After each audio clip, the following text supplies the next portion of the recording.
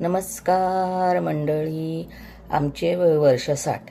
या लोकांना देवाने खूप काही दिले आहे, ते वाचा म्हणजे लक्षात येईल. आपण कधी जीव खाऊन पळत शाळेत गेलो नाही किंवा क्लासलाही गेलो नाही. आपण शाळा सुटल्यावर छान रमत गमत खेळत घरी आलो. आपण आपल्या मित्रमैत्रिणीसोबत खेळलो, फ्रेंडसोबत नाही. तहान लागल्यावर नळाचे पाणी पिलो. आपल्यासाठी बिसलरी नव्हती. बिसलरी कधीच घ्यावी लागली नाही. आपण एकाच ग्लासमधून उसाचा रस प्यालो, पण आजारी पडलो नाही. आपण रोज पोटभर भात खाऊनही कधी जाड स्थूल नाही झालो.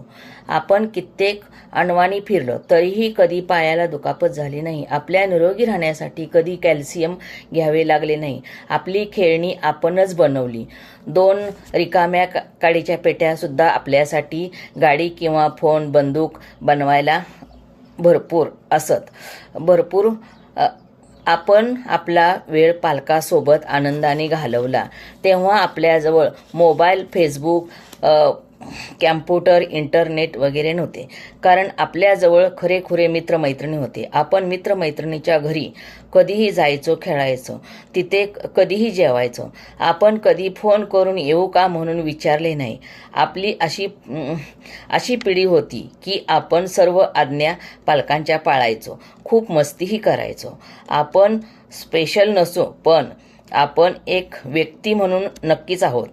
आपली एकच पिढी अशी आहे ज्यांनी गरिबीत सुद्धा बालपण मनमुराद आनंद घेतला, खरे तारुण्य अनुभवले. आता उतार वयात आधुनिक विज्ञानाचाही आनंद घेत आहोत. आपण फक्त आपल्या आयुष्यातील गमती जमती अनुभवल्या आणि शेवटी आठवण का, पण आपण मदर्स डे, फादर्स डे कधी साजरा केलाच नाही ना. कारण आई वडील आपलेच जग होते. बरोबर ना? तर लाईक करा, शेअर करा आणि सबस्क्राईब करा.